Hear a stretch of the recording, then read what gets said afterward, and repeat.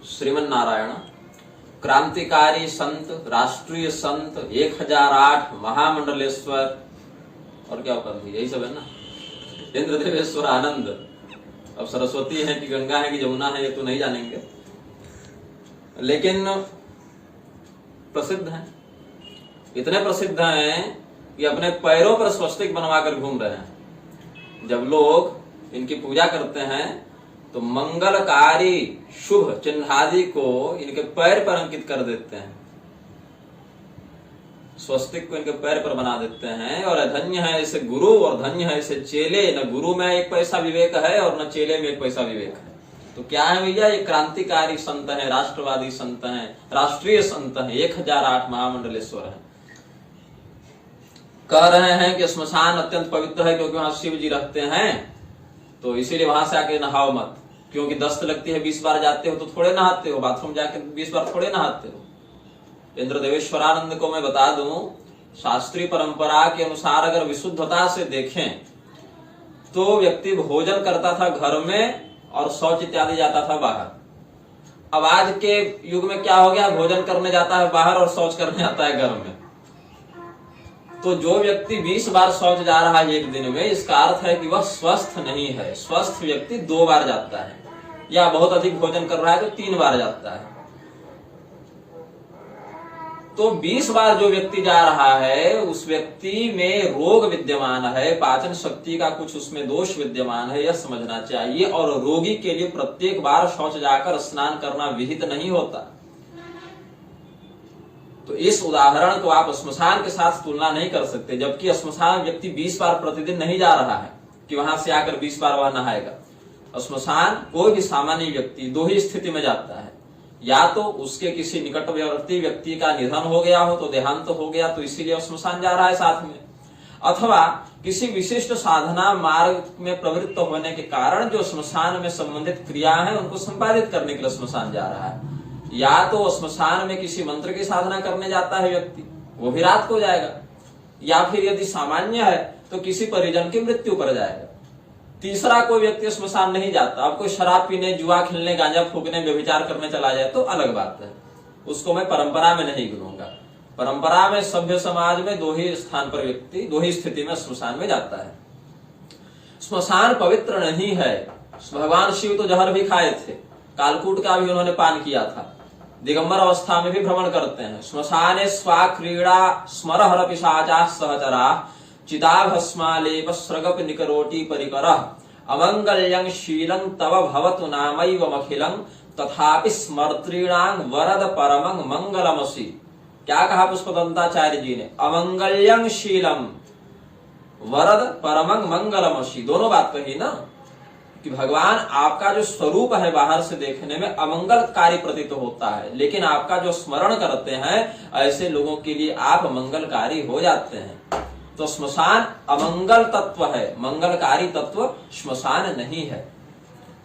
अब अमंगलकारी तत्व होने पर भी भगवान शिव वहां वास क्यों करते हैं, इसका समाधान वराह पुराण में भगवान ने प्रायश्चित्त सूत्राध्याय जो दिया 136वां, उसमें आप देखें भगवान नारायण ने क्या कहा है स्पष्ट।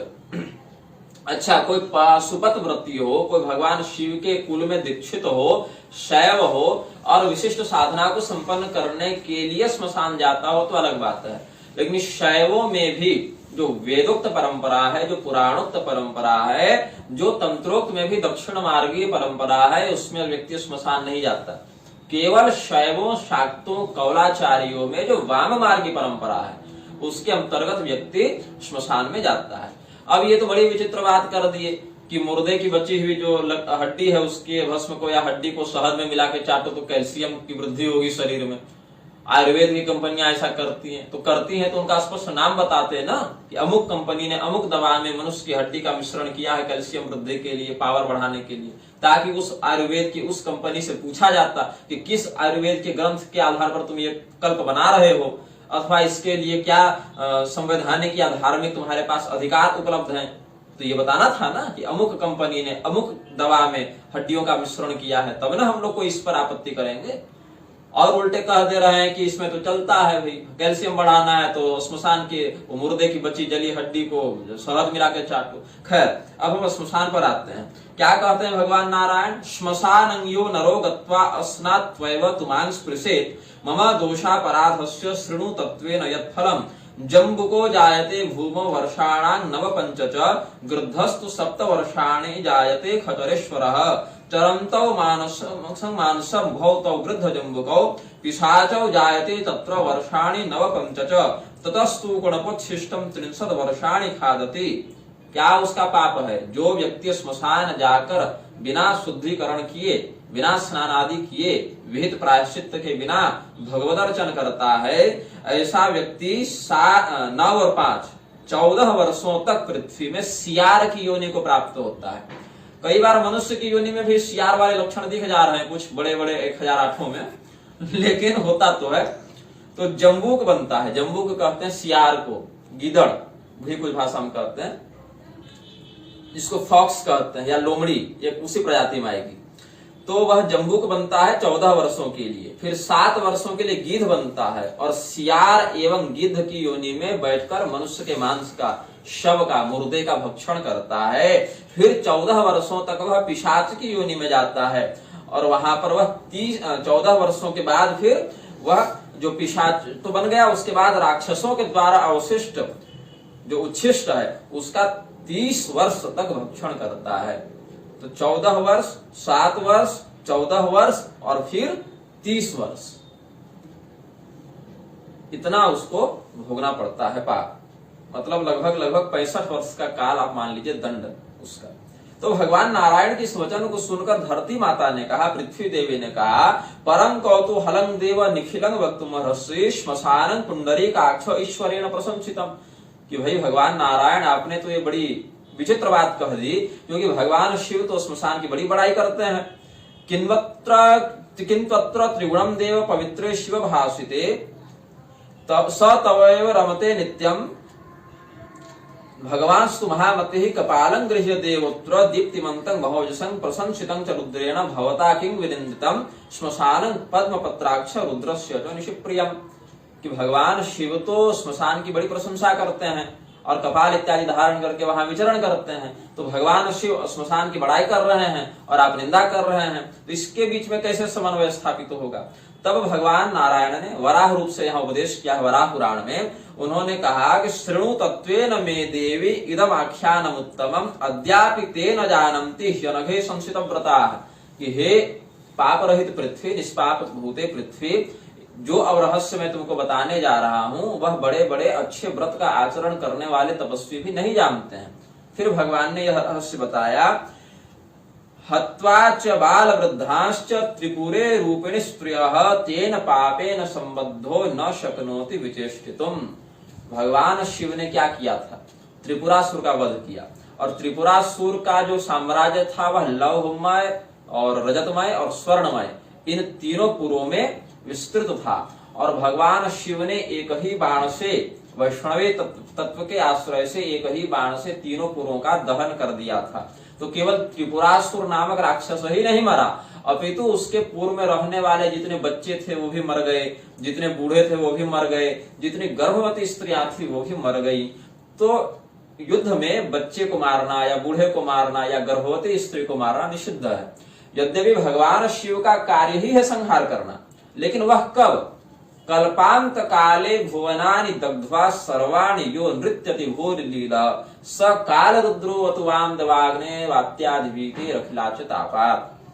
भगवान जब महाकाल रूप धारण करके प्रलय काल में संसार का संहार करेंगे, काल रुद्र का रूप धारण करके, उस स्थिति में केवल उनको ये नियम लागू नहीं होता, क्योंकि वहां तो खैर पूरे ब्रह्मांड का ही उनको संहार कर देना है।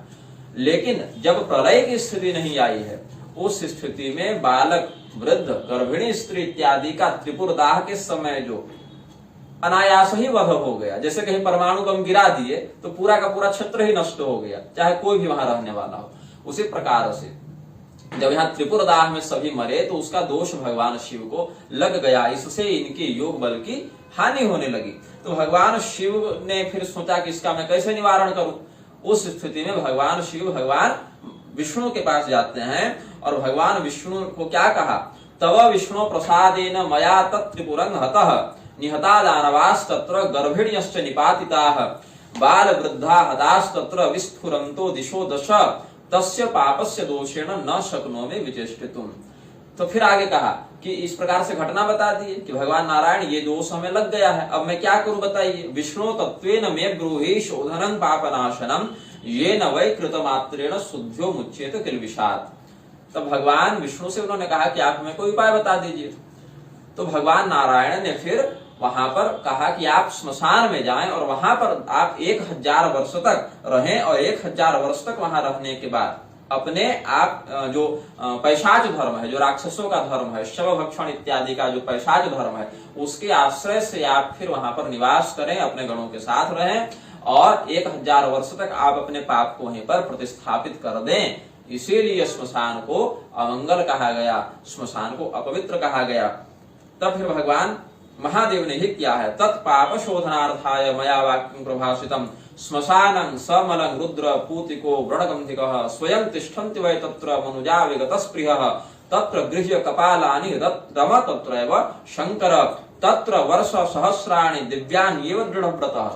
मनुष्य के अनुसार 1000 वर्ष नहीं, दिव्य 1000 वर्ष, मतलब 36,000 वर्ष नहीं, कितना हो जाएगा, दिव्य कर देंगे तो 360 से गुणा करेंगे ना, तो 3,60,000 वर्षों तक वहां पर भगवान शिव मानवीय मान से श्मशान में रहे हैं। उसके बाद फिर वे गौतम मुनि के आश्रम में गए हैं और फिर वहां पर पूर्णतया इस दोष से वे मुक्त हो गए हैं।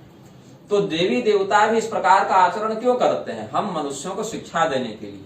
जैसे भगवान नारायण सर्वथा वीतमल हैं, उनमें किसी भी पाप का लेश मात्र भी स्पर्श नहीं हो सकता है, किंतु फिर भी भगवान नारायण ने अपने नानाविध अवतारों के समय जब परशुराम रूप में उन्होंने मूर्धाभिषिक्त सम्राटों का विनाश किया तो उसका बाद में प्रायश्चित शोधन भी यज्ञ के माध्यम से किया है। भगवान महादेव ने भी ब्रह्मदेव का जब मस्तक छेदन किया था तो ब्रह्म हत्या का प्रायश्चित उन्होंने किया है। इसी प्रकार त्रिपुरासुर के विनाश के समय जब स्त्रियों का, गर्भवतियों का, बालकों का, वृद्धों का जब वध हो गया तो उन्होंने इसका भी प्रायश्चित स्मशान में जाकर किया है।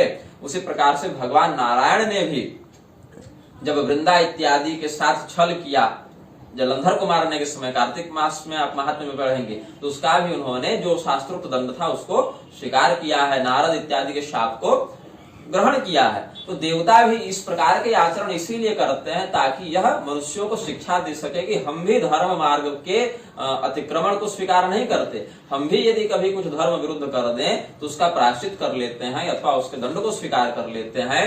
अतएव मनुष्यों को तो विशेष करके धर्म परायण होना चाहिए। ये यहाँ पर लोक शिक्षण की लीला करते हैं। कभी भगवान नारायण निमित्त बनकर इस प्रकार का उपदेश कर देते हैं, कभी भगवान शिव ही ऐसा कोई प्रकरण कर देते हैं अपनी लीला में।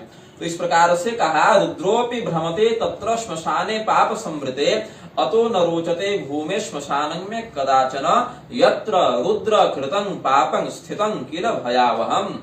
136वां अध्याय वराह पुराण में इस प्रकार से भगवान वाराह ने भगवती पृथ्वी को ही यह उपदेश किया है कि भगवान शिव यद्यपि स्मशान में रहते हैं लेकिन वह सबों के द्वारा सेवनीय और पवित्र नहीं हो जाता है। अब कोई रुद्राचारी साधक ही हो गया जो रुद्रवत आचरण में प्रवृत्त हो गया तो भैया नंगे भी रहेगा, त्रिशूल भी धारण करेगा, नरमुंड भी धारण करेगा, अघोर मार्ग का आश्रय लेकर स्मशान में भी रहेगा, तो उसकी वो सांप्रदायिक अर्हता हो गई, उसके संप्रदाय का वह नियम ही हो गया, तो उसमें फिर दोष नहीं लगता। लेकिन जो जन सामान्य है, गृहस्थ धर्म को जो पालन करते हैं, पंचदेवोपासक, जो सामान्य हिंदू सनातनी जनता है, उसके लिए श्मशान में जाना विहित नहीं है। यदि आप गए भी तो आपको वापस आकर शास्त्रोक्त शुद्धिकरण और प्रायश्चित करना ही चाहिए। श्रीमन नारायण।